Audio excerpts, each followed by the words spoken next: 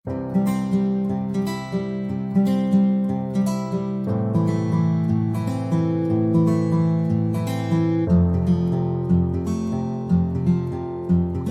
abuse. I'm Tanvi Pawar from Project U, and I want to welcome all of you on the behalf of Project U, Rotaract Club of Medicrew and Mukti. So we all know that today alcohol consumption and the use of tobacco has been very common and it's ever increasing, and there is a certain percentage of misuse that is happening. While moderation is the key, and when that goes out of the window, there are some risk factors that can cause to early death and disability. Moreover, alcohol is responsible for 1 out of 4 deaths in the age group of 25 to 49 years. So, with this session, we would love to raise some awareness about the usage of substances and its effect on mental health. And I would like to thank Rotaract Club of Medicrew and Mukti, as you guys are here with us today for this extremely validating session. So before we go ahead and start with the actual session, I'd like to introduce us to the three organizations, just a very brief introduction. Starting with Project U, we are a bunch of undergrad students who started Project U with the aim of helping healthcare professionals and medical students deal effectively with their mental health. We've created a forum with all the available resources they might need for betterment under one's roof after a careful selection and deliberation. It is a platform which we are continuously building on, and your feedback and support means a lot to us. Now, introducing the Rotaract Club of Medicrew.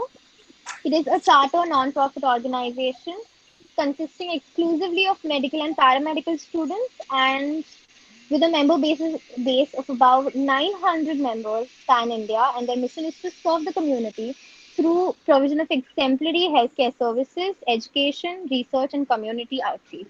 Coming to the third organization, Mukti. Mukti is a community of over 100 students from medical and non-medical background. It aims to enhance the well-being of people and their families who use substances like alcohol and tobacco by enabling them to decrease their substance use.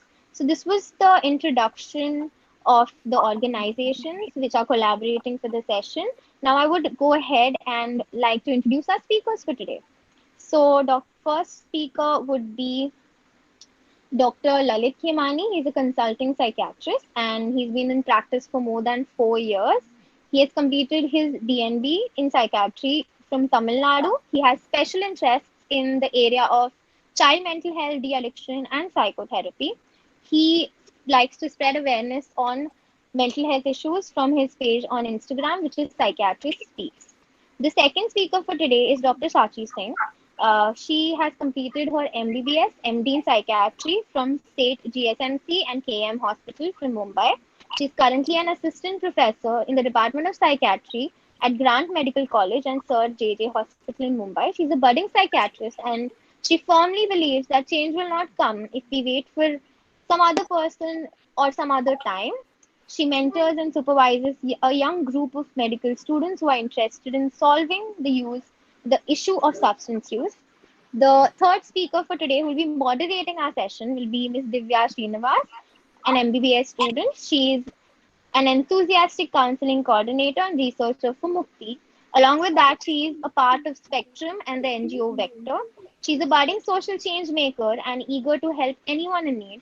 Thank you so much for joining us today. We look forward to have an extremely validating and enlightening session with all of you. So I request Divya now to moderate us and facilitate us through the session. Thank you so much. Thank you for the warm welcome. Hello everyone. Am I visible and audible? Yes, you are. Okay. Thank you, Tanvi, for such a warm welcome, and thank you for giving us a platform for talking about something that we are so passionate about. As you rightly said, 1 in 4 deaths in the age group of 25 to 39 years occurs because of alcohol. And because all of us form such a key demographic of that age group, we are here today to answer most of your questions. So let's dive right into it and start with the very basics of it. So, what is addiction or dependence? So, over to you, Chachi ma'am. Okay, when we talk about addiction, So first thing that we need to know as a medical students is that, am I audible though, Divya? Okay, nice. So first thing that we need to know is that it is a chronic brain disorder. It's a medical illness. It's a biological illness. It's not a habit. When we talk about addiction and habits are something like, I liked eating chocolate one fine day. I'm like, I don't want to eat it anymore. And the next day I can stop. I used to wake up at 7 o'clock, but now for some reason or the other, I want to wake up at 5 o'clock. I can change my routine in 2 or 3 days. But addiction is not like that. Addiction, in addiction, there is some changes that happen at the brain level, at the neurological level, in your circuits. So if you have to define addiction in very simple terms, it would be a chronic brain disorder which is characterized by some compulsive behavior, which is here is compulsive substance use. And by substance, I mean alcohol, cigarettes, and other drugs, of course. So much so that the person is aware of the negative consequences of the use, yet he cannot stop himself from using them. And then that in due process leads to socio-occupational impairment.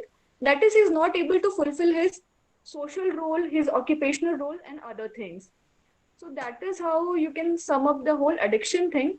But one of the doubts or one of the myths that is there when it comes to addiction is कि, if I start taking, say, alcohol, if I start experimenting with smoking today, what would be the state? How long would it take for me to become addicted? So you would be surprised to know when it comes to smoking, that process is very fast. If you start smoking today, within a matter of weeks, you will be addicted to smoking. It is not that it takes months or years together to get addicted. No, the process is really fast.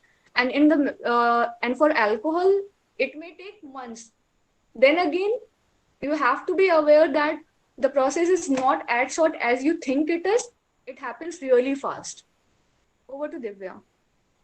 So I think we should start treating a substance use disorder like a chronic disorder like diabetes or hypertension, so that we Exactly. understand the physiology of it better, instead of, like ma'am said, treating it like a habit which we can leave. It's a long uh, disorder which requires a long term treatment which can go on for years together sometimes.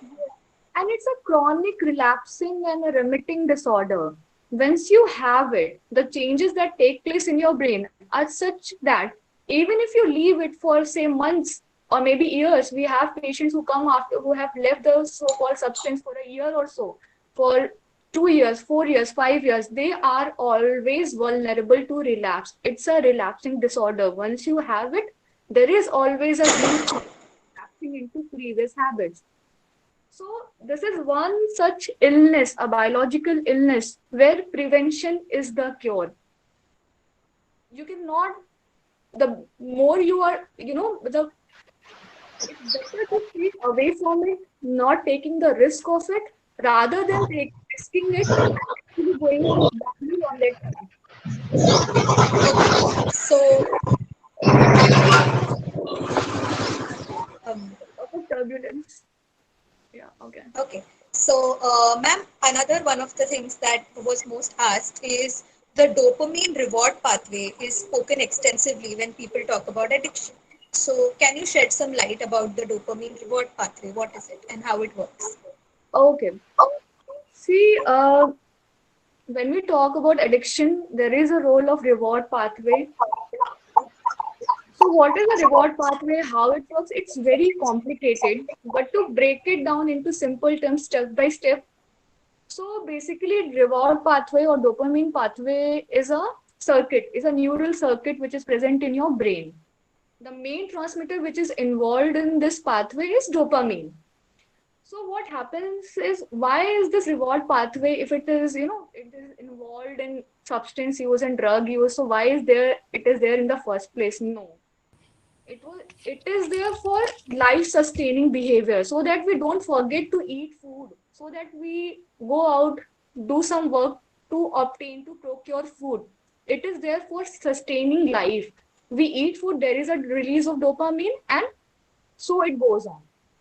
But when the person starts taking substances, And by substance, time and again, I mean nicotine in the form of tobacco or cigarette, alcohol, or other drugs. The substance hijacks this reward pathway, which was meant for food and water and other important things. So, when a person takes alcohol or nicotine, there is release of dopamine, but this release of dopamine is way more than what is there in term when the person eats food. There is a surge of dopamine, a spurt of dopamine, a lot of dopamine is released at a time. And when that happens, the person experiences euphoria, a high, a pleasurable experience. So, reward pathway is such that it encodes the memory of all the behavior that led to that high and reinforces that behavior. So the person is motivated again and again to take that substance and to experience that high. And when this happens again and again over the time, what happens is the reward pathway gets desensitized. A tolerance develops. And by that I mean, now after taking the same amount of substance, earlier a lot of dopamine was getting released, now a very small quantity of dopamine is getting released. So what the person does now, in order to experience the same amount of pleasure, same amount of euphoria, he tends to take gradually higher and higher amount of substance. So if initially he was smoking just 2 cigarettes, now he is smoking 10 cigarettes. Initially it was taking only say 90 ml of alcohol. Now he wants to take a quarter or 2 quarter. Not like he wants to take, he has to take in order to experience the same amount of high. Now there is one another aspect. Usually with the reward pathway, what happens is there is a high and then the person goes to a baseline. But after chronic use, what happens is the person doesn't go to the baseline of euthymia. There is dysphoria. After the high, there is followed by a crash, a dysphoria phase, or a withdrawal phase. And that withdrawal phase is so bad that the person has to take the drug in order to come to the baseline, which doesn't happen in a normal person. It happens in an addict. In order to avoid that displeasure, that withdrawal experience, the very bad crash phase, he has to take the substance again. So you will, if you talk to people like in our clinical practice, when we talk to people who have been taking these substances for months and years, we get to know that now they are taking the substance not because they enjoy it.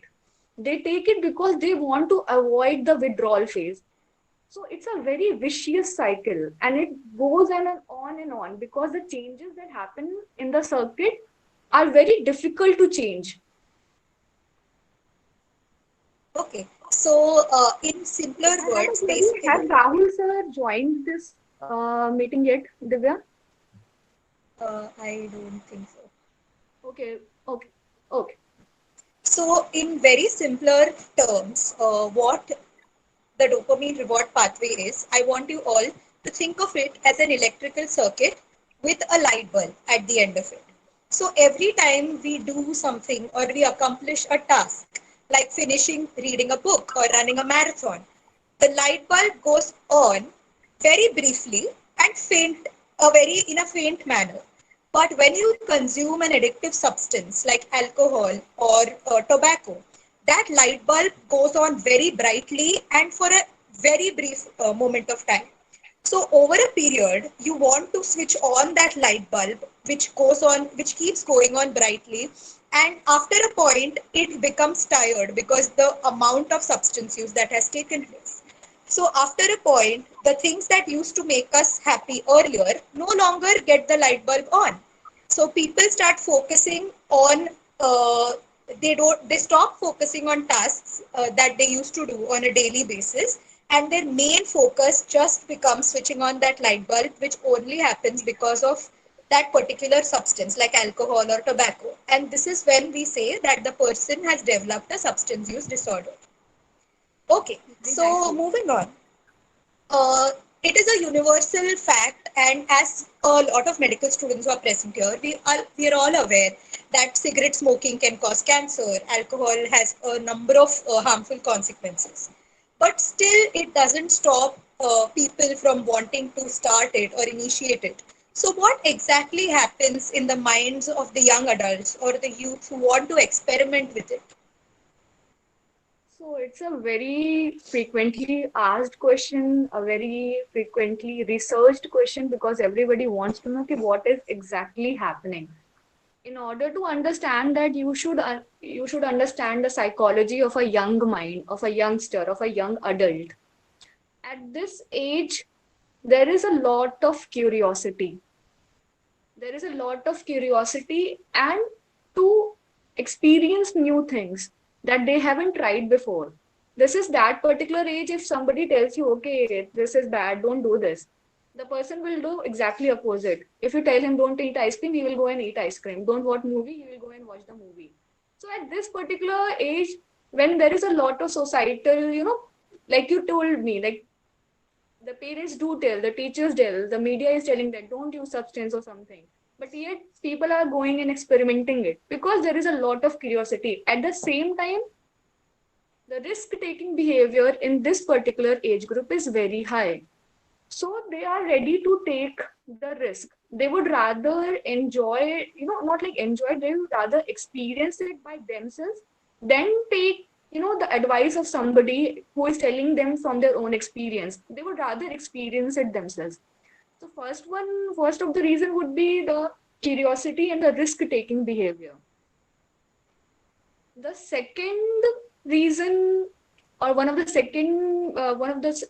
things that is there is at this age, this particular age of late teens and early 20s is a age of transition.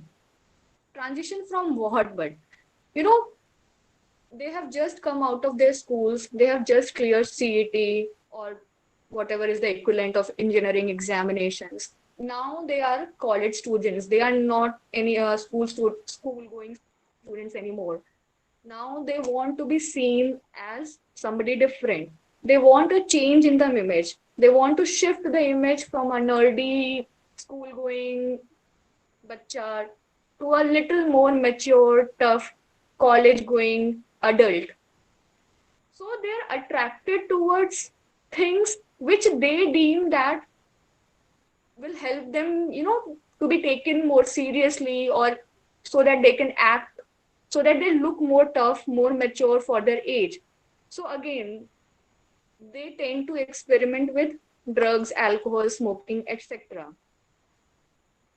Then the third and one of the most important thing is peer pressure. So I want to break down this peer pressure thing. First, you need to understand who exactly is your peer. For me, my peer is somebody who is working with me, who is my same age, and I'm hanging out with that person. For you, it is somebody who goes to the same college as you, who hangs out at the, in the same same environment, and is approximately the same age as yours. In this particular young adult का age group, parental influence, इसके पहले school के time में parental influence is very high. You are doing what your parent is telling you to do. अभी इस this particular age group में parental influence धीरे धीरे कम होने लगता है, एंड द पीयर इन्फ्लुएंस कि तुम्हारे फ्रेंड्स क्या कर रहे हैं, वो क्या बोल रहे हैं, वो क्या करना चाह रहे हैं, आप भी वही करना चाहते हो, आप उससे ज्यादा इन्फ्लुएंस हो रहे हैं rather than your parents and teachers and which used to work earlier. So if you are hanging out with your friends or group of friends and they are into smoking or drinking, you know that it is bad. You know that smoking leads to cancer, and alcohol can cause liver diseases, etc., etc. But when you see your friends doing it, that same behavior, the same activity seems less wrong eventually. पहले क्या होगा कि तुम्हें वो कम गलत लगेगा कि कि ठीक है ये गलत है बट मेरा फ्रेंड कर रहा है तो maybe it is not that bad. धीरे धीरे there will be a rise in curiosity कि ओके वो कर रहा है तो मैं भी करके देखूं क्या. So what will happen that you will go out with that person for maybe 10 times. Now 9 out of 10 times you might not do it. But maybe on the 10th occasion you are like okay मैं ये भी कर रहा है ये भी कर रहा है, so maybe it is not that bad and they are telling me that it leads to certain experience, so maybe I should try it. So this is a peer influence. Then what is peer pressure? Where is the pressure part? It can happen that actively your peers, your friends, your batchmates and classmates are telling you, okay, hey, why are you not experimenting with everybody of us is doing it? Are you the smarter one? Do you think कि तुम्हें ज़्यादा पता है हम तो बेवकूफ हैं जो हम कर रहे हैं? Why are you not doing it? So there could be some coercing, some bullying into, for the person who really doesn't want to do it, but after such kind of influences, he might end up doing it. So that is the peer pressure part. Then at this particular age group, nobody wants to be left out. This is a very tender age. There is identity crisis going on. The person is trying to understand कि वो क्या है, क्या करना चाहता है. अभी school में नहीं है, अभी कॉलेज में है. थोड़ा इंडिपेंडेंस आ गया है, बट अभी आगे क्या करना चाहिए. तो he will look around कि बाकी लोग क्या कर रहे हैं. And he doesn't want to be left out. So if the friends are partying and in those parties there is drinking and smoking involved, you want to be a part of that group. And what happens in college times कि such groups are deemed cool, कि वो लोग cool लोग हैं, वो ज़्यादा hip लोग हैं, वो ज़्यादा मस्ती कर रहे हैं. And you feel that you're being left out of that particular group. So you will do anything that takes to be a part of that diaspora, to be a part of that group. So if it involves drinking and smoking, so be it. So yeah, these are the few things. I think I I covered think this thing. I think one of ma'am's favorite reasons is the influence that media has had on us when it comes to normalizing substance use. So Yeah, I would have been really happy if I could really interact with all the people who are listening to this chat, but I think, the audio is off, which is okay. I think which is there for decreased turbulence. So it seems like I'm just talking to the screen. But anyway, so when we talk about the media influence, what do you mean? Because, you know, tobacco advertisements are banned. Nobody is actually going and selling alcohol on the TV. Ki, hey, go and buy alcohol, it leads to this and this. No, those have been banned way back. So, what is the media influence? Now, in the age of Netflix, Amazon, and obviously movies, when you see people of your age group, the way college life is portrayed on these platforms, in movies and series and etc., it normalizes the substance use. So I don't know. I want to talk about two particular things. One of them is obviously the whole Kabir Singh thing. So they show a guy who is brilliant, academically brilliant, very high IQ and everything. He's arrogant. He has a lot of risk-taking behavior, and at the same and obviously he is dabbling in alcohol and smoking and etc. All of that is there. So when a young person sees that, okay, the movie is trying to portray that despite of the smoking and the drinking, this person was able to crack NEET PG, was able to complete his residency, and is a brilliant surgeon now, the most sought after in his hospital. Now that is an utter lie. This is now not how it translates in real life. If the person who is dealing with this sort of addiction, उसके पास time नहीं रहेगा उसकी attendance पढ़ने के लिए, उसकी attendance short होगी. The alcohol and the whole kind of substances lead to cognitive impairment. So it doesn't matter how smart you are, if you are not giving the right amount of time and you are not able to focus and concentrate, आप पढ़ाई नहीं कर पाओगे. So I think for such a person, MBBS ही पूरा कर पाना is very मुश्किल. Clearing PG is तो a wild dream. And even if you do clear PG, residency is tough. That too in orthopedics, where you have to stay awake for these many hours and everything.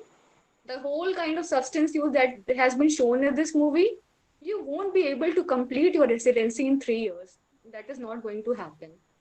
So that is an utter lie. Yet I know from my own experience that there were so many people who were imitating that look and everything, who were heavily inspired by Kabir Singh. So that is how the media influences plays out, it normalizes it. आपको लगता है कि you are missing out. Maybe this is the way to go. Now the movie is trying to show a hero with a hero complex. They have to show him larger than life, but in life nobody is larger than life. Everybody has limited resources and time to do that thing. So if that time and resource goes into smoking and drinking, you will kind of falter in your academic part. Then the second series that I want to talk about, and I kind of remembered Abhi only. I don't know if many of you have watched Euphoria. It's a series, it's an Emmy winning series. It's there on HBO. It shows the same age group, the young adults, and the high school and college going experience that they have shown. There is rampant drug use. So I had cousins who had watched this series, and they are in school. So they kind of came to me and they asked, Ki, is this what happens in college? Like people are having drugs and alcohol and, you know, so if they have this query, so somewhere that thing, that normalizing of the alcohol and smoking and drinking, that making it more accepting and more than that, more appealing to the crowd, to the young crowd. They have already done it, and at a very high production value, incorporating the biggest stars that are available and winning awards at the same time. So that whole thing is really, detrimental. So I think I covered the media influences part Yes. also. And as Aniket rightly pointed out in the chat box about the Yeah, advertisements, yes, surrogate, definitely. surrogate ads. When Yeah, Yeah, when celebrities, like when big celebrities endorse it, like they don't directly show it, but they are indirectly endorsing it, and they tell you that make your life large, and that involves alcohol. I mean, you got to believe that your life is not large enough without alcohol, right? So yeah, so that is also because that is also why people start doing it. And yeah. I think They, from a student's perspective, one cause that I would like to add here is a lot of students who use smoking or drinking alcohol as a coping mechanism. Now, we have come through a really big competitive environment. We have faced all of that in our 11th and 12th standard in our college, and we have come through a cutthroat competition. And after clearing our exams, clearing our NEET, finally in college, we feel like we need to break free from all of that, and we finally have to relax. And relaxation somehow translates to drinking or smoking. And then slowly we realize that life was not as easy as people made us believe in medical school कि ये पास कर लो फिर life set है वैसा नहीं होता and then again people face difficulty, people face competition, and somehow to cope with that, to cope with and one of a very famous studies that was done in KEM among all the students of Maharashtra, the medical students of Maharashtra, it showed that a lot of students were dealing with anxiety disorders, with depression and stress disorders. And one of the main coping mechanisms that they used for that was drinking alcohol or smoking. So that is also one of the reasons why people start, and that is coping, for coping. So, ma'am, a very common myth that some students have is that smoking might improve their productivity or make them stay up late and study harder and study better. So, what do you have to say about that? okay. Yes, it is one of the most common misconceptions regarding smoking, particularly regarding smoking, it is there. So first of all, ये knowledge आता कहाँ से है कि you can smoke to stay awake and to memorize the entire thing, and the next day you will go to the exam and write everything because your seniors are telling you. Somebody is telling you कि okay, this could be done. So again, there is some sort of peer influence that is happening here also. You have seen your seniors doing it, so you want to do it. Or somebody is telling you, which is, you tend to listen to your batchmates and seniors more than, your teachers who are telling you smoking is bad and you shouldn't do it. Number two, about why is it not correct? So what happened was when these kind of so first of all, you should understand that these kind of studies which show that smoking increases the concentration and attention and whatnot, these are the studies which have been funded by tobacco companies. because they are trying to move mountains to believe that smoking may be injurious, but it has got some positive side. So you have to understand the motivation behind conducting such studies. Number one. Number two, smoking, I agree. Smoking increases the concentration, the sustained attention part. But you have to understand कि ये हो किस में रहा है, ये attention बढ़ किस में रहा है, who are the people who are able to focus more and study better after smoking. ये स्टडीज ज्यादातर करके क्रॉनिक स्मोकर्स में हुई है, people who are already into smoking. Now the biggest confounder, if you understand the word confounding, a misleading part is that कि जो ये group है स्मोकर्स का, smoke nicotine has got a very short life. So once you smoke, it goes out of your system very quickly, and then you are in a state of withdrawal, which happens in a matter of 2 hours, 3 hours only. So these people who are into smoking are in a state of perpetual withdrawal. They are always in a state of withdrawal until they smoke, because nicotine का बहुत ही short half life है. Now, what are the symptoms of nicotine withdrawal? Those symptoms are difficulty in concentration, difficulty in focusing, difficulty in sustaining attention, dysphoria, and anxiety. So a person who is experiencing these symptoms, jiska attention and focus is below baseline because of withdrawal, when that person smokes up a cigarette, he subjectively perceives that कि मेरा attention अभी बढ़ गया है, मेरा focus अभी बन गया है और मैं रिलैक्स्ड फील कर रहा हूँ, obviously because he was feeling anxious and dysphoric because of withdrawal. तो ये जो सब्जेक्टिव एक्सपीरियंस है, इसकी वजह से उनको लगता है कि now they were able to study better, but the fact is it is they are addicted, it is counter acting the withdrawal symptoms. उनका बिलो बेसलाइन का अटेंशन लेवल वो नॉर्मल कर रहा है, बढ़ा नहीं रहा है. So you need to understand that.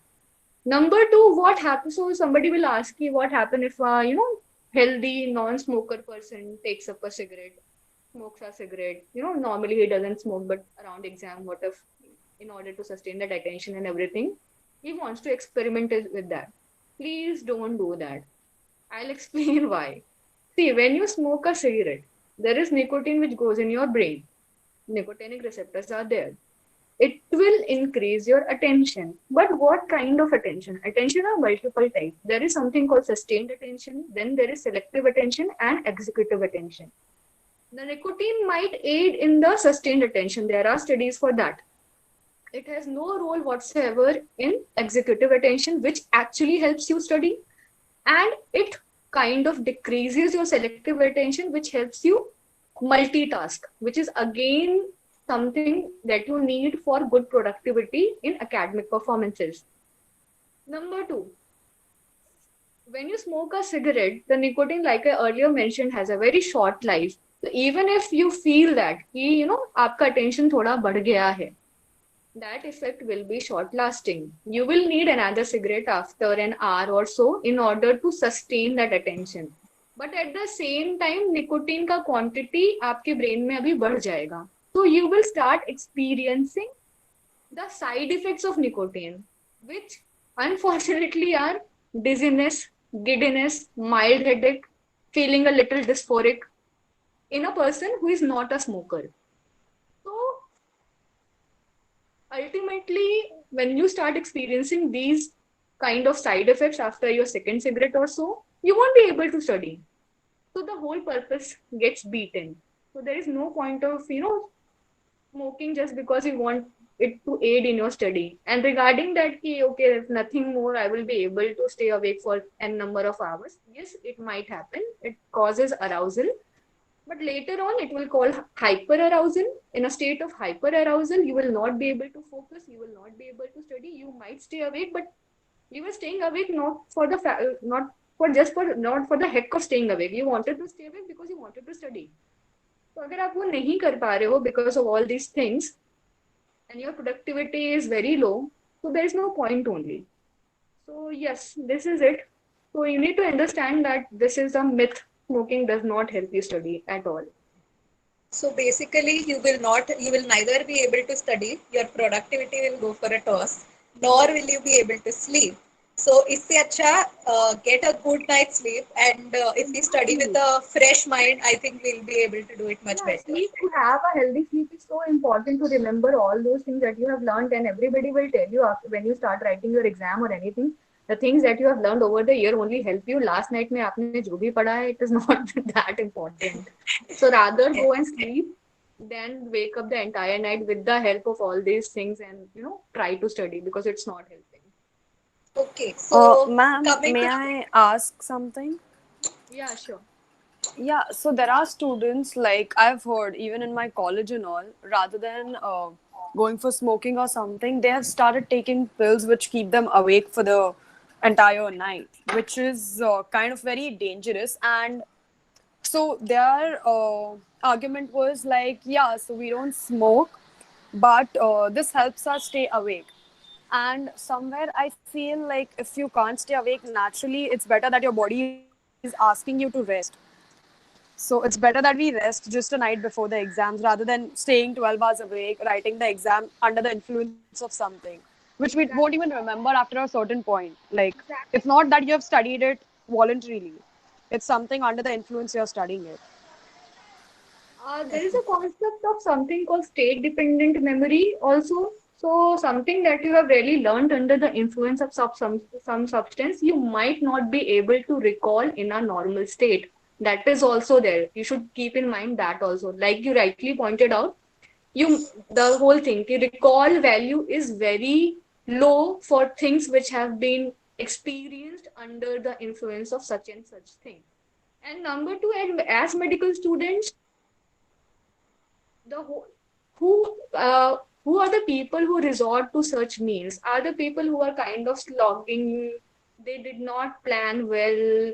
They were not able, they kind of were not really sincere with the whole studying part, because we have done that. We have cleared MBBS and done PG, and it it is tough, I agree, but it is not that tough that you need influence of all these substances in order to clear those things.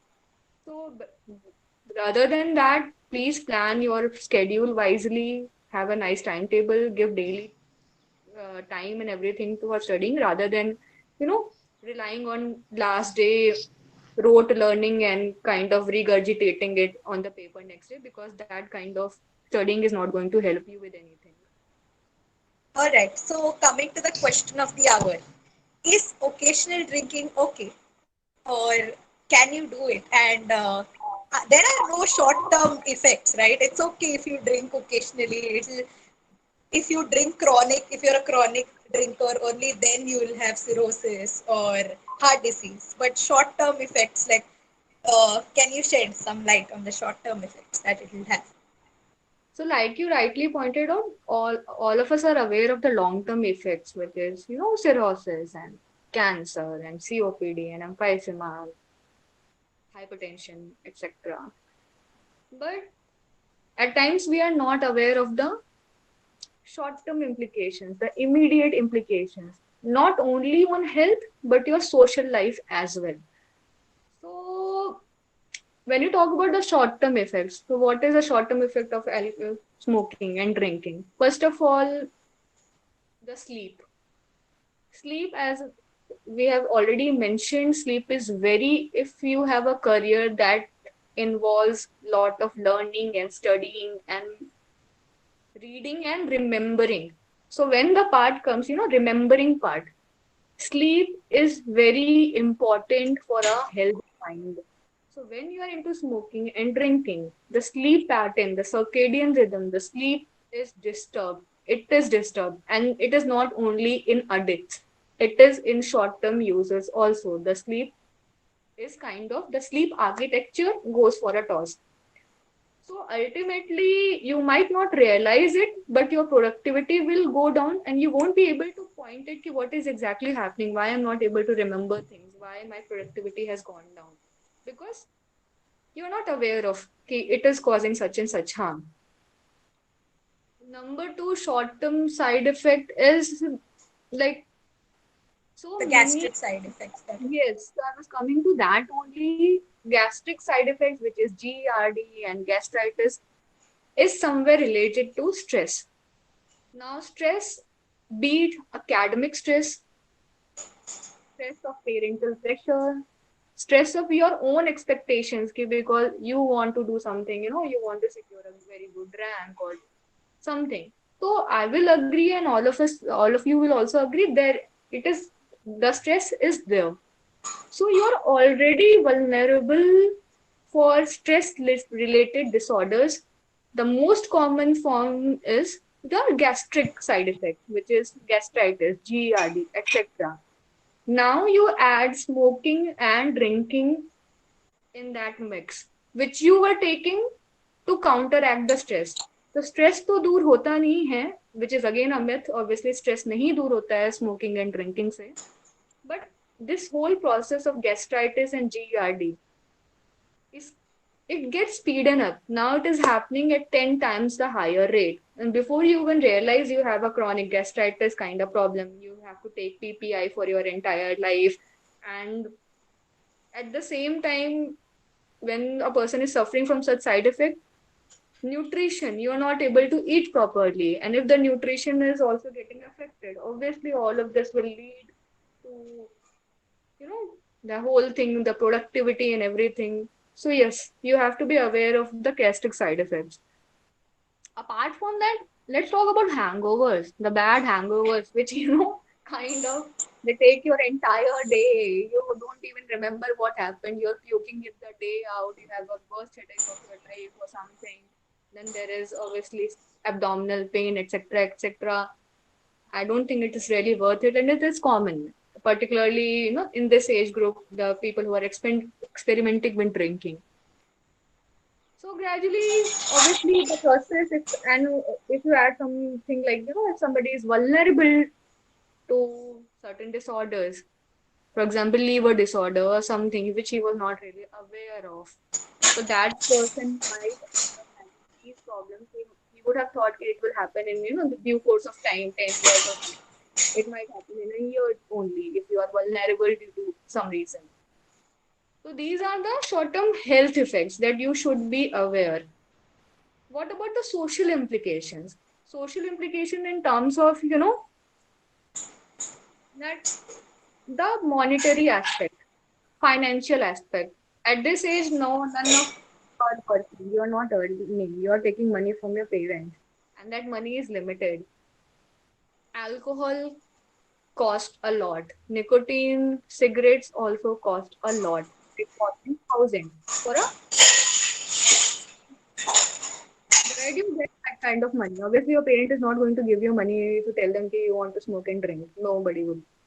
So you end up taking money for under false pretenses that you have to buy a Guyton or Genong or some PG prep ka, very important for a foreign author ka book which costs in thousands and thousands. Your parent is not your parents are not questioning it, and you're spending that money on alcohol.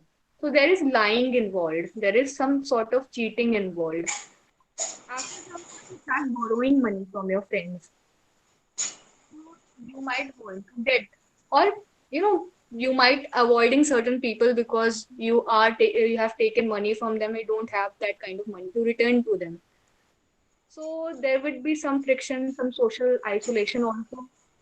Then this is the age when time into relationships other than friends only. So you are not, if you're into drinking and smoking, you're high all the time, you have no time to give to your girlfriend or boyfriend, that person is also complaining, he or she is also not understanding you what is exactly happening to you. So even that relationship goes to the top. So there are a lot of social implications also, financial implications also, and one of very rampant problem in this particular age group is drinking and driving. I think Divya remembers the stat. Do you remember the stat? What is the drinking and driving state? It's a lot. But I might not exactly remember the number, but we cannot deny that the number of accidents that occur in the people who have not under the influence of alcohol is definitely lesser than the number of accidents that occur because of the people who were under the influence of alcohol or the suicides that occur. Yeah, these people who are driving under the influence are mostly young people only. They are not the older ones. These are ये particular age group ही है वो drinking and driving because like I earlier mentioned, it is a risk taking behavior. An older person will not worry about it, you know, but the young person will have that kind of confidence कि नहीं मैं तो चला लूंगा, that risk taking behavior. So yeah, this particular population is much more vulnerable for drinking and driving and ultimately having an accident and such a thing. So finally, I would just like to quote, I think, a recent study that was done in Cambridge says that even due to occasional drinking, like substance use leads to an impairment in your judgment. It messes with your attention span, your memory, impulse control. And I think because of the kind of age group we are in right now, or because of the kind of profession that we have chosen, we can't really afford to have all of these things impaired, have our cognition impaired, our memory impaired. So, do you think that it is like, do you all think that it is really worth it to compromise all of it for just the pleasure that it gives you by drinking or smoking? So, it's not really worth it, right? After a point, it will not just be your life on the line, it will be your patient's lives on the line, a lot of other lives that will depend on you. So, I think finally, peer pressure, like you said, it plays a very important role in the initiation or continuation or even relapse of substance abuse that occurs. So, how do we cope up with that? Like, how do we differentiate between hanging out with our friends and simultaneously taking a stand that no, we don't want to do this, but we still want to be friends. We still want to hang out with our friends. So when we talk about peer pressure and how to effectively handle it, we need to understand that we have to be assertive, way more assertive than we are already. We have to make our stance very clear. For example, if somebody asks you, आज party है, ये scene है, ऐसा ऐसा रहेगा, तुम्हें आना है क्या? या आओ. तो आपका आंसर क्या होना चाहिए? आपका आंसर हो सकता है कि ठीक है मैं देख के बताता हूँ, या तो आज मैं if you are not you if you want to refuse, so what all your answers could be, so one of them could be कि मैं बाद में देख के बताता हूँ, कि मैं तुम्हें करता हूँ, या मैं कल आता हूँ, चलो इस बार नहीं आता हूँ, दो बार आता हूँ या आती हूँ. All these answers and the possibility कि तुम्हारा सामने वाला जो फ्रेंड है वो तुमको फर्दर मोर कन्विंस करेगा कि तुम्हारा हमेशा का ये रहता है, आज ये तुम बोलते हो कि बाद में आऊंगा, but it will lead to a conversation around you having alcohol or smoke or whatever. But what if you say no, कि मुझे नहीं करना है? That is a conversation stopper. उसके आगे conversation नहीं बढ़ेगा. अगर तुम maybe I don't know possibly uncertainty वाले answers दोगे, there is always a possibility of a conversation happening around it. We don't want that. कि क्या plain no बोलना is sufficient? No. We have to make our stance clear. We can say that कि no, I don't want to stay on board or whatever. I don't want to smoke only. I don't want to drink only. It is not helping me. And if you are somebody who had experimented with it before, you can say that I had certain problems while drinking, so I don't want to do it anymore at all. But at the same time, I do want to hang out with you. I do consider you my friend. So if you are planning to do something else, maybe going out, go karting, bowling, trekking or something, or some other activity, please do invite me. I would really like to come. So you are saying no in a manner कि मुझे problem हो रही है, मुझे दिक्कत हो रही है, मैं इसलिए मैं नहीं पीना चाहता हूँ. You are not judging that person. जो सामने वाला है, जो आपका फ्रेंड है या पीयर है, आप उसको जज नहीं कर रहे हो कि कि अभी तो मैंने ये lecture attend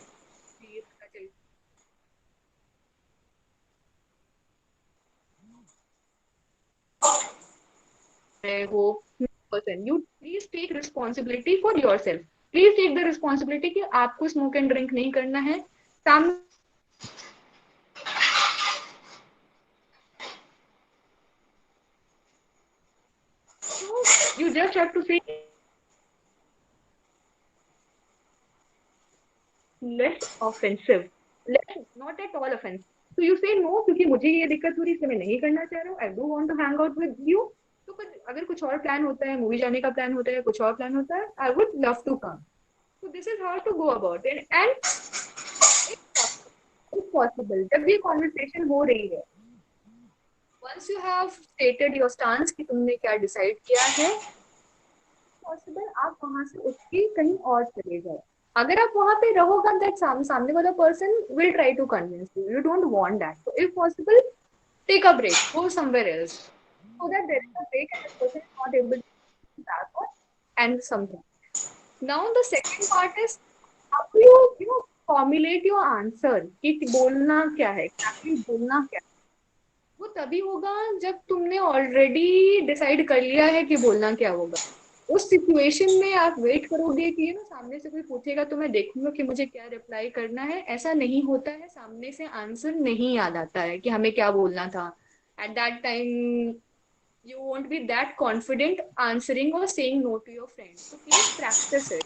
You know the most open mic questions and everything. So you can very well practice it, or you can already have those few lines that you want to say. वो तुम्हारे दिमाग में होनी चाहिए. जैसे ही वो situation arise करती है, आप तुरंत वो answer देते हो. So that it is back and forth. अगर सोचने का टाइम लगाया तो there is a possibility कि you might the consequence would not be. So yeah, you have to practice. Again, I like to summarize. These are just you have to be very clear with yourself. You have to be rude. You have to say no in a manner which is less offensive. And number three, you have to be already ready with your reason in front of your friends. Having said that, this is how you say no in a manner which is much more assertive. What about other experiences? You cannot avoid a situation. अभी तुमको बुला ही लिया है किसी party में, तुम चले ही गए. Best is always not to go. But I can understand अगर हम ऐसा करेंगे कि हम हर जगह कहीं भी नहीं जा रहे हैं, तो we might miss out on other experiences. And as college going people want that. So one of the things that you could do is you can take a friend or choose a friend उस पूरे crowd में से. Again, it's a teetotaler drink or decided like you कि उसको नहीं करना है. And both of you can be your non-drinking, non-smoking buddy for the entire night. You make it a point कि आप उसी के साथ hang out करोगे, उसी से ज़्यादा बात करोगे, उसी के आसपास. That person keeps and you keep a check on that person. So both इस तरीके से you can steer through that night without smoking and drinking. So this is another thing that I really wanted to add. So I think now more than ever, the lockdown and COVID has made us realize that in the end, what we all crave for is human interaction. We want to be with our friends. Ultimately, we want to spend time with them. So have dance parties, spend time with them, have conversations with them, but it doesn't have to involve drinking. That is all we need to understand. But also, we know that in an age group where like partying or having fun is such an important part of our lives, it is hard for us to imagine that not happening because this is what we've been seeing or what we've understood what youth looks like. So that is what we need to change, right? We need to change the social concept. We need to start having open conversations about alcohol and smoking and what are the consequences. We need to explore what positive peer pressure feels like, to have positive role models around us, to influence our friends, our juniors in a positive way. And instead of having conversations under the influence of alcohol, have conversations without it or bond without it. Like add deeper meaning to having fun or spending time with our friends. Yeah. Hello. So yeah, the thing is that it is on you on this particular age group that you know to make smoking and drinking uncool. अगर आपने decide कर लिया कि no, the smoking and drinking is not the cool thing anymore.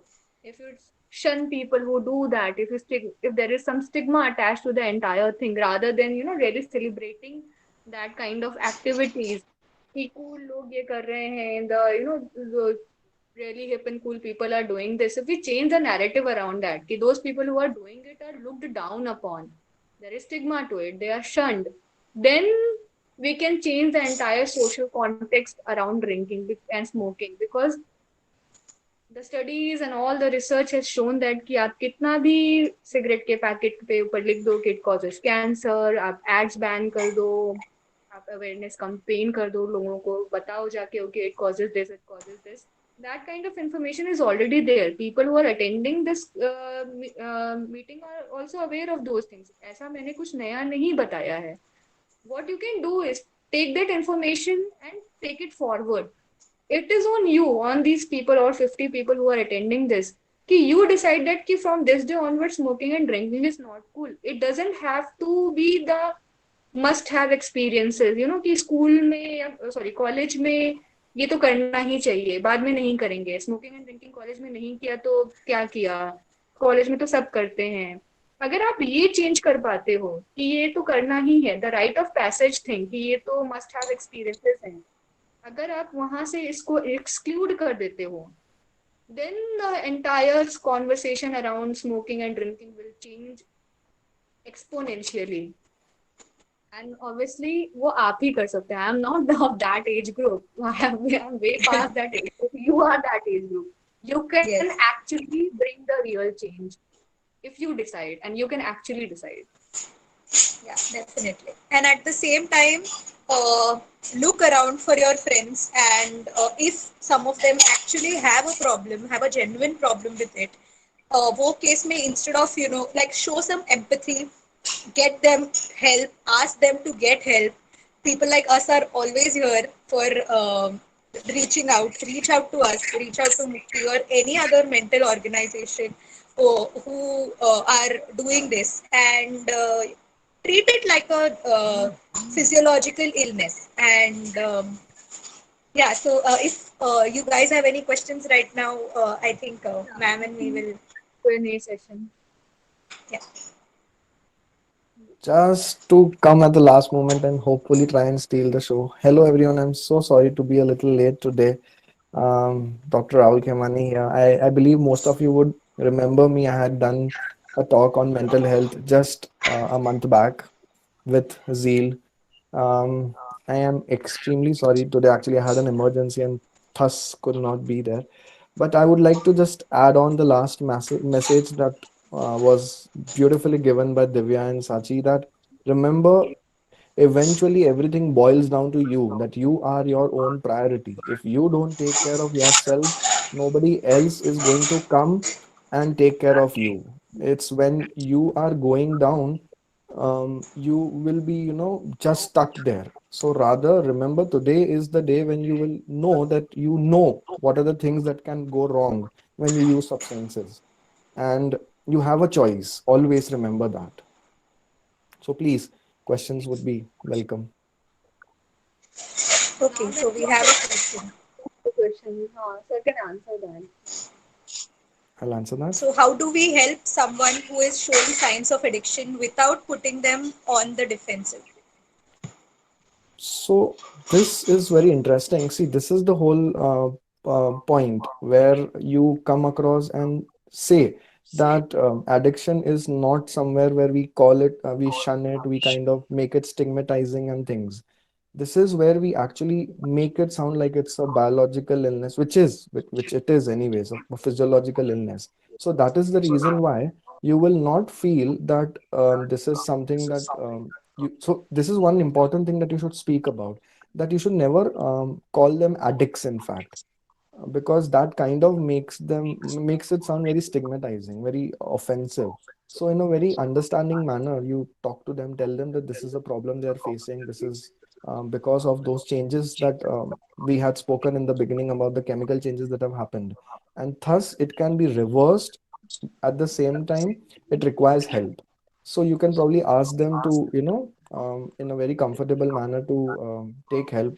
Maybe the first day they refuse, keep doing that very comfortably. Don't push them, don't force them, but realize how much of danger they are in, and eventually decide with the family and know what needs to be done. You want to add anything to that, Sachi? No. There is one another question, I guess. How does one see questions? So another good question is, how do we make someone into substance abuse understand that they need help and we are there to help them? As I said, that give them time. I mean, don't enforce things that no, you are in a problem and now just come with me forcefully. Talk to them about it. There are a lot of motivational videos about addiction on YouTube, which in fact our own Mukti group has put up. In fact, there are so many interesting posts and things like that. You could share those things with them. Tell them that what they're doing, what they're experiencing is not something healthy. I mean, their friends might tell them, the peer pressure automatically makes you believe that what you're doing is good. The social media influences make you believe that this is fine. Tell them these things, the things that we spoke about, the instances that a person goes through in their college life. That way they will slowly kind of start believing in that eventually, and that at the same time will make them motivated enough to quit addiction as well. You want to add something, Sachi?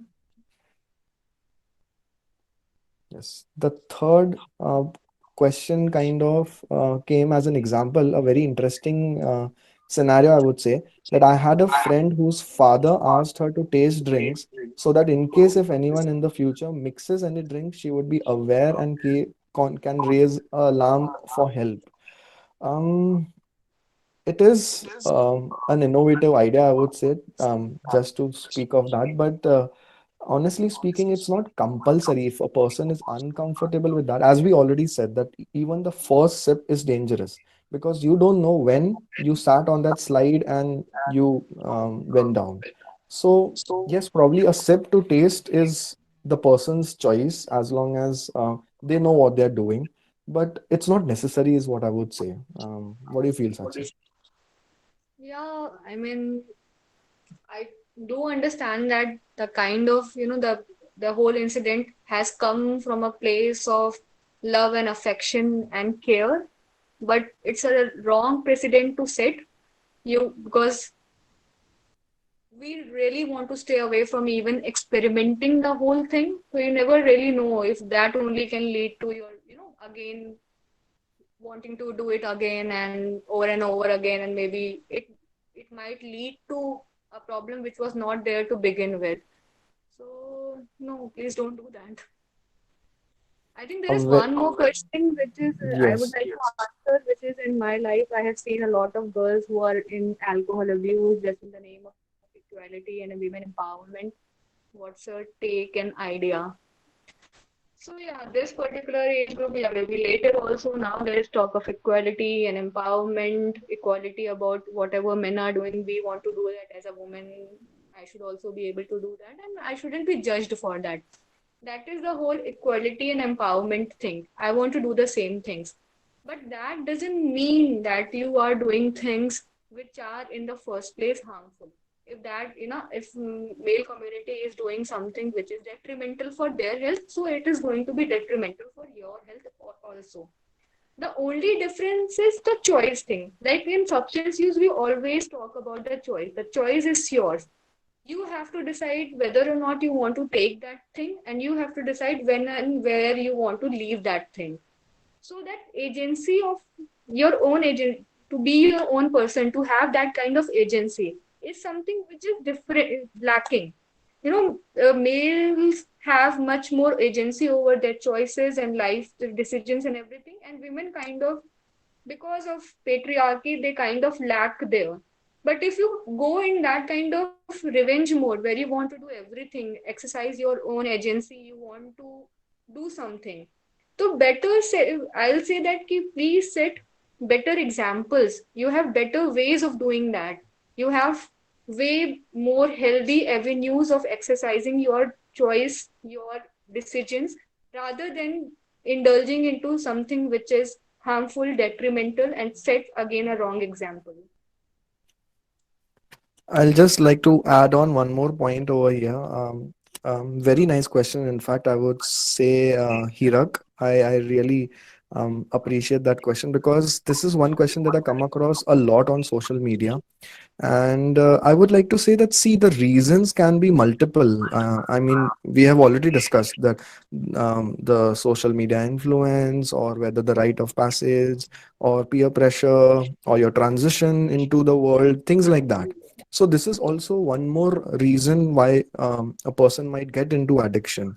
And you truly said that it sounds unfair on the basis of kind of equality.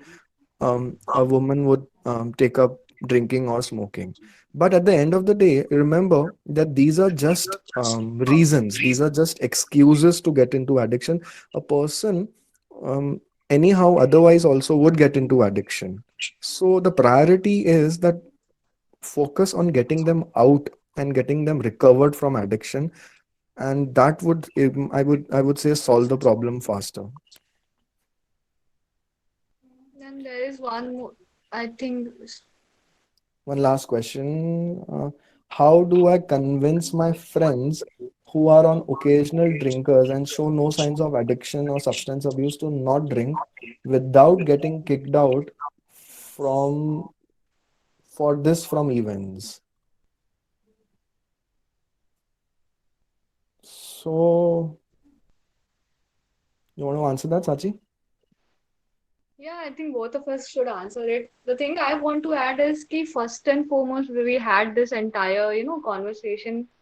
Please, first and foremost, अपने लिए responsibility low.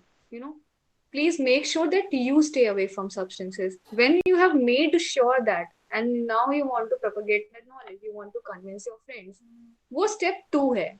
Step Abhi, how to have that kind of conversation? First of all, you need a good rapport. You cannot go around talking to people, hey, please don't smoke, and yeah, when you don't have a good rapport. So, in order to have a good rapport, you need to understand ki why they are smoking, what are their reasons. Don't go ahead and start telling them or lecturing them that you shouldn't smoke. Try to have a conversation ki what is their reason to smoke or drink. All the reasons that we have enlisted कि इस particular age group में people do smoke and drink for all these reasons, one of यही में से कोई reason होगा. It could be about coping with stress. One of the most common reasons that people do, I am doing it because everybody is doing that the peer pressure thing, or I think that it is really cool, or it will help me studying, or something. No, all the reasons that we have already talked about. And at the same time, I did explain that ki how all of those reasons are in a way myths only, because you don't need any reason to start alcohol. You start alcohol because you want to. Rest of the reasons are just rationalizing your behavior, which you do understand is a little wrong. So try to understand the reasons behind doing it, and try to talk about those reasons. Ki how you can do if you are kind of struggling with stress or something, and as a coping mechanism you want to drink or smoke. You can always say that ki there are better coping mechanisms, so you can go for healthy things. So that would be my take, to have a very honest conversation which is not offensive and not very patronizing, and not, by that I mean not very in a very lecture sort of way. Do you want to add something to that, sir? Yeah, I would just say that as you correctly said, just translating that in Hindi, ki gyani mat bano, because nobody likes philosophers around them. You need to kind of be with them, support them, and make them realize that you are there with them, and you genuinely want them to stop it because you realize that it's harmful. And you can even kind of if it's medical student, then you can even show them around in the hospital, and at any point of time in the hospital you'll at least find 10 to 15 people through separately in different departments, kind of experiencing the harmful effects of alcohol, smoking, or any other addiction as well. Or just bring them down to the psychiatry OPD, and happily we will show you how much proportion of patients are into addiction. So I think it was a very good thing that you do care about such friends in life, and I think that care will automatically turn into protection, naturally speaking. A very There is interesting question asked after that was, what about people who abuse marijuana by saying it's just a plant? Is it? Is it so? Is it just a plant? Oh, It is a it's plant. I agree. It is. yes, It's a plant. absolutely. But what Plant about it? very high psychoactive properties. A plant which is used to produce marijuana and charas and other things. A plant which has very high THC content. So, what is smoking weed? Is it a drug or क्या है किधर आता है ये? So I mean, there are laws against it which are not there for nicotine and alcohol. The recent days where you would have heard that people are going to jail. So why are such stringent laws around marijuana and not about people don't go jail because they were smoking. They don't a cigarette, but they do.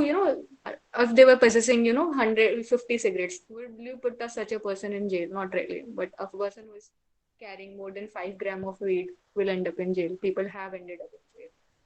So that also should indicate towards the fact that it is, if the government is so sensitive about it, so it is just not a plant. It's a plant which has psychoactive properties.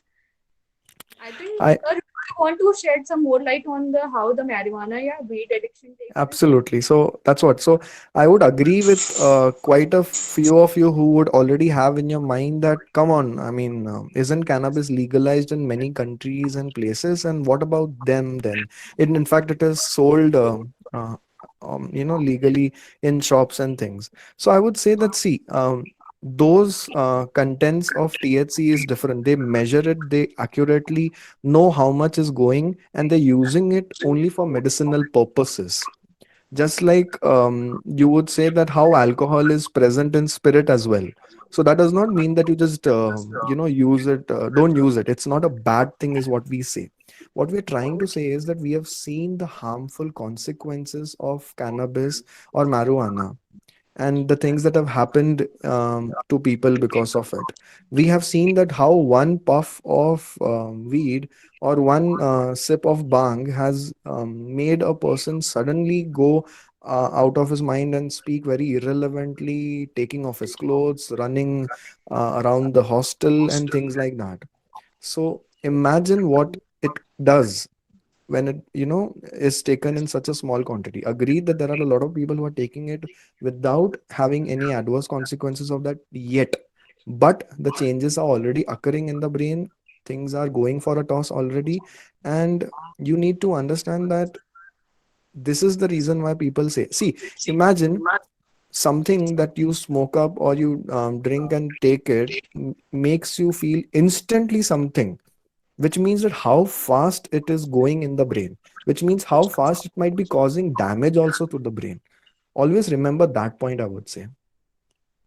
Yeah, I want to add that like, as a psychiatrist, we are a. Oh my God, there is people. Somebody is referring to some YouTube video, which is not really possible at this point of time to understand. Okay, so the whole weed experience, like sir rightly said, when it is given for medicinal and other use, they know the THC content they are dealing with. When you are taking, buying weed from your local seller or something, there is so much adulteration, though so much cross breeding and everything happening of those marijuana plants or cannabis plants that nobody is aware कि उसमें THC content कितना है, and that is very dangerous. Apart from THC, sorry, okay. Apart from THC, there are other substances also which again harm your brain. They produce changes in the brain. These changes in your brain can leads to psychosis, that like having delusions and hallucinations, and it happens more often than you would like to believe. There are so many cases in our psychiatric practice. I will agree that there are so many cases of young people coming to our OPD who had no problem to begin with. Now they are suffering from diseases like schizophrenia, like diseases, psychosis, because they were using weed for these many years. And at the same time, it is just not that ki, okay, now that you had these experiences, so you should stop taking those substances, and after that you will be cured of such things. It can happen, but then there are a big chunk of unfortunate people who smoked weed for a month or 2 months or a number of months, ended up having psychosis, and now that psychosis is permanent. Now they have to take medication for something which was kind of precipitated by weed use, and now they have to suffer from it lifelong, and it happens. So this is a really scary aspect. So you should be really aware of that. What is the risk that you're taking? It should be a calculated risk. I think we need to wrap up now. So, if you guys have more questions, then you can always reach us on our social media page. And I think Sir and Ma'am will be the ones who will be answering it as we put up more posts and videos in the future. So, if you have any questions, then you can send it to us on our social media. So, thank you Yeah, for having us. yeah. Thank you for having me. Uh, Thank you so much, sir and ma'am, for this enlightening session. I would like to thank the team from the Rotaract Club of Medicrew, the president Vidhi Shah, the vice president Tejas Shelar, and Purva, who approached us for this event and made it possible, put us in contact with Mukti. I would like to thank the team from Mukti, sir, ma'am, and Divya for conducting us and answering our doubts about this sort of sensitive topic, and somewhere where a huge lot of the population didn't know much. So we really enjoyed this session and it was really helpful. So thank you for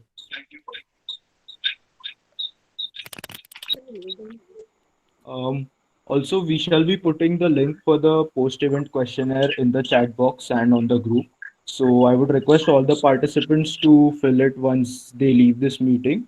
And do not leave the WhatsApp group would be a request, so that whenever we are ready with your certificates, we should put them in the group itself. Thank you. Yeah. Thank you. Take care, everyone.